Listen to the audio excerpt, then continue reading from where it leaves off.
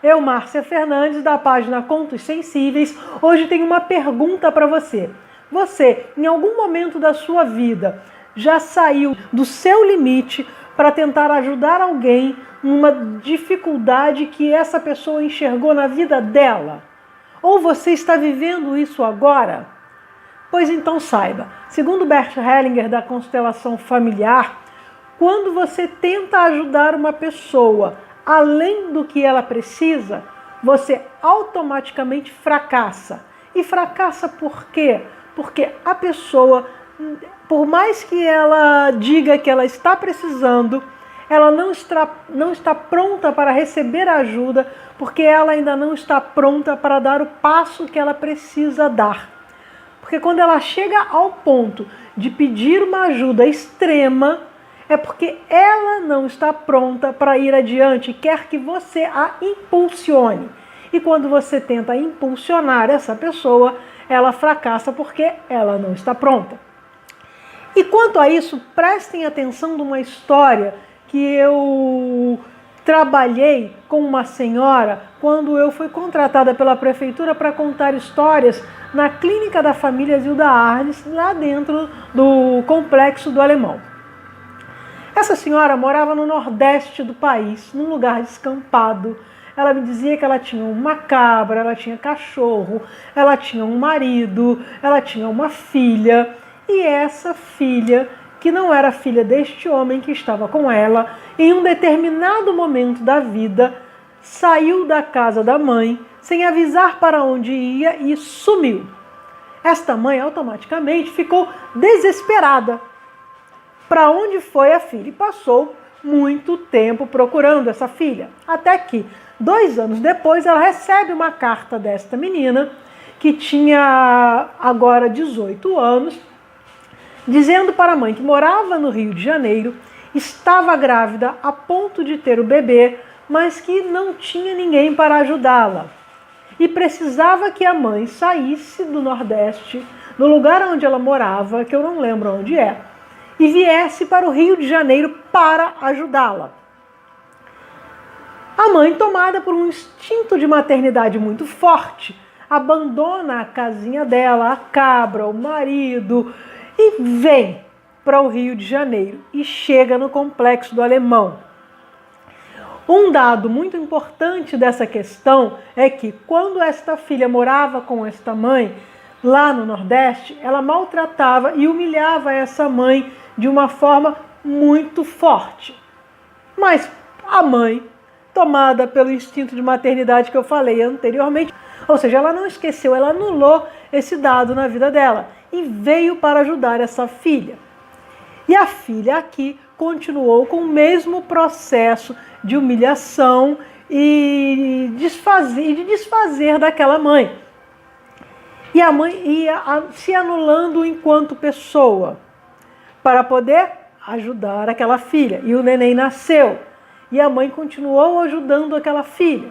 Quando eu chego na Clínica da Família, essa senhora, por um acaso, me descobre lá contando histórias. E uma das formas de distração dela era ir lá para ouvir as histórias. Só que nem sempre tinham crianças comigo ou adultos ouvindo histórias. E ela aproveitava esses momentos para me falar da vida dela. E eu queria entender como o cérebro dessa senhora funcionava. Se essas memórias que ela tinha era de saudade da vida dela passada. Se essas memórias que ela tinha era justamente para abafar a vida dela presente, ou se as memórias que ela tinha da vida passada era para entrar em confronto com a vida dela presente. E ao longo dos dias em que ela aparecia, eu ia oferecendo histórias para o grupo e automaticamente ela se servia das histórias, de pedaços das histórias e levava para o dia a dia dela. E ela voltava dizendo: eu testei isso, eu testei aquilo outro e não funcionou. Só que ela não sabia que ela estava sendo induzida pelas histórias para fazer testes de forma que ela pudesse resolver os conflitos internos dela. Até que chegou o ponto em que eu ofereci uma história sobre uma ajuda extrema, que era a história do bem se paga com bem. Imagina você na situação dela ouvindo essa história. Era uma vez um homem caçador que foi com a sua espingarda para o meio do mato, até que ele começou a ouvir um chamado, um miado. E ele vê adiante um buraco. Ele olha para dentro do buraco e vê uma onça fragilizada, pedindo pelo amor de Deus que ele atire de dentro do buraco. De pronto, ele nega. Eu não vou tirar você de dentro do buraco, porque se eu tiro você de dentro do buraco, você me devora. E a onça promete, de patas juntas, que não vai devorá-lo. E o homem, então, se vê seduzido pelas palavras da onça, tira a corda do ombro, joga dentro do buraco e a puxa.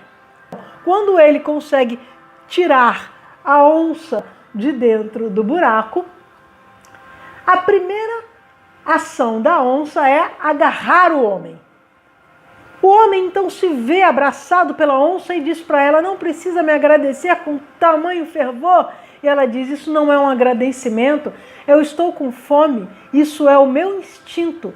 E aí vem o homem e diz: agora sou eu quem te pede e te lembra do acordo que nós fizemos. Você disse que não ia me devorar e eu acreditei em você. E ela diz: mas é o meu instinto, ela volta a dizer. E o homem então junta as mãos e é ele quem pede: pelo amor de Deus, cumpra com seu acordo.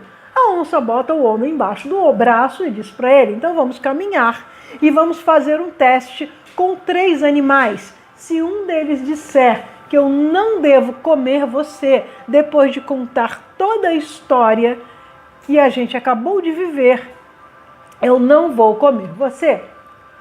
E assim saíram pelo caminho. O primeiro animal que encontraram foi um cavalo, esquálido, magricelo, que tinha trabalhado para um outro homem toda a sua vida. E agora que ele não tinha mais condição para o trabalho, o homem não tinha coragem de gastar uma única bala para matá-lo. Abriu a porteira e expulsou da fazenda.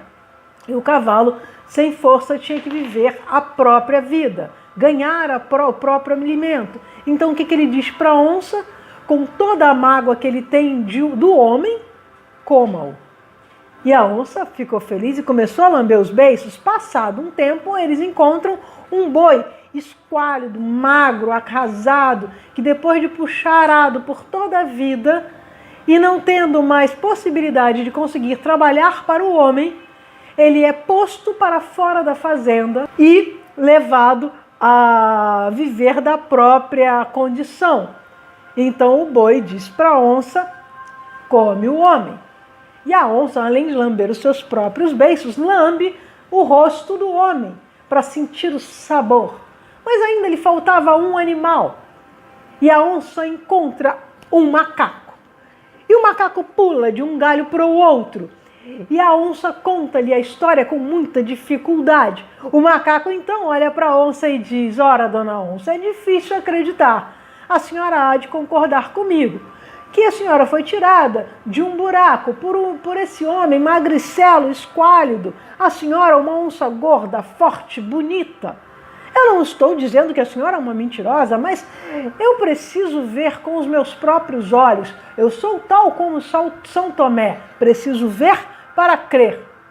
E a onça, querendo provar para o macaco que ele estava errado quanto à percepção dele, ela volta com os dois para o lugar do buraco, pula dentro do buraco e diz para o homem: agora jogue a sua corda para que eu mostre para esse indivíduo que você é tão forte que conseguiu me tirar do buraco. Só que o homem não era abestado, como dizem os mineiros. Ele não jogou a corda e o macaco, mais do que rapidamente, cobriu o buraco com a treliça feita de bambu para que a onça não pudesse fugir e vir atrás deles. Após o final da história, aquela mulher olhou para mim com olhos arregalados e foi embora. Ela não me disse palavra. Mas vamos analisar a história para vocês entenderem como eu trabalho com as histórias. Quem era a mulher nessa história? Era o homem, o caçador, o forte. Quem era a filha? Era a onça, que depois de ter se afastado do homem, cai num buraco e pede ajuda a ele, pelo amor de Deus, que a tire do buraco.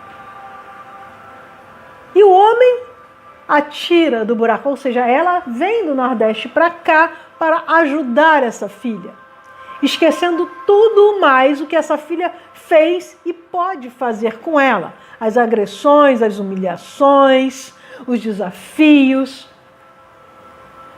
E ela passa a viver nas mãos da filha. E quem é o macaco na história? É o inconsciente desta mulher que a leva para o seu lugar de forte. A lembra de que ela viveu tudo aquilo e que ela não precisa mais viver aquilo. Só que ela não estava acostumada a dar ouvidos para o seu inconsciente. E esse inconsciente, junto com o momento que ela vivia, criava um enorme conflito dentro dela, que dizia: continuo aqui ou vou embora daqui. Até que em um determinado momento, ao ouvir a história, o inconsciente dela brilha e pula tão alto que ela resolve tomar a atitude.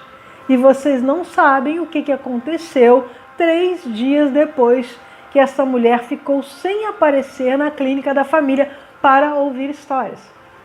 Ela apareceu de malas prontas, ou seja, de bolsas prontas, e me agradeceu dizendo: estou voltando para a minha terra, estou voltando para o meu marido, estou voltando para a minha casa, minha cabra, minha falta d'água, mas para o lugar aonde eu me sinto feliz.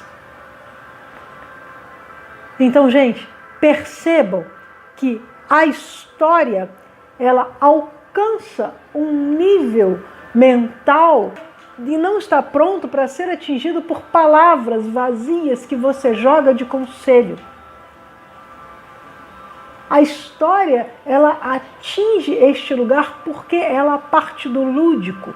Então, quando a pessoa entra no mundo do lúdico, ela entende que ela não está recebendo conselhos, mas que ela está sendo levada para a meditação, para meditar sobre a sua própria vida. Porque ela, por um instante, enquanto ela ouve a história, ela sai do seu momento de vítima, ela sai do seu momento de agressor, ela sai do seu momento de humilhação e ela atinge o seu ponto zero, que é justamente o momento em que ela não é nada, ela não está nada, ela não faz nada, ela só se entrega. E é neste momento, e é neste patamar do inconsciente que as transformações acontecem. E a transformação aconteceu para ela. E ela conseguiu tomar uma atitude e foi embora.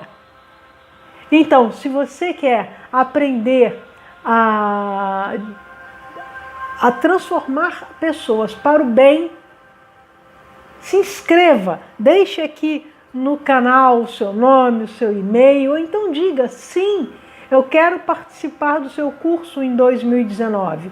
Porque além das histórias, eu tenho outras ferramentas, como exercícios, como uma mandala que eu construí para ajudar as pessoas a se auto-reconhecerem e que eu trabalho com ela, tanto nas palestras quanto nos cursos.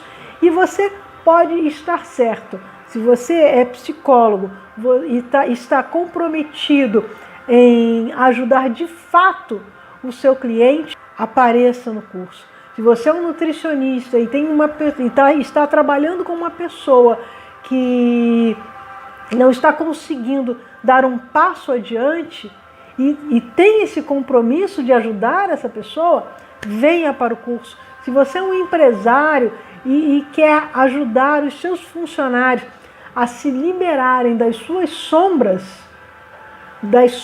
que impedem que eles tomem ação positiva dentro da sua empresa, contrate uma palestra. Vamos tentar fazer a diferença na vida deles, não só dentro da empresa, mas com a família e com eles próprios. E eu te garanto, eles serão outras pessoas que produzirão com muito mais fervor e muito mais alegria, porque você possibilitou a ele um avanço, um ir adiante na própria vida. Bom, eu, Márcia Fernandes, da página Contos Sensíveis, fico por aqui. Namastê!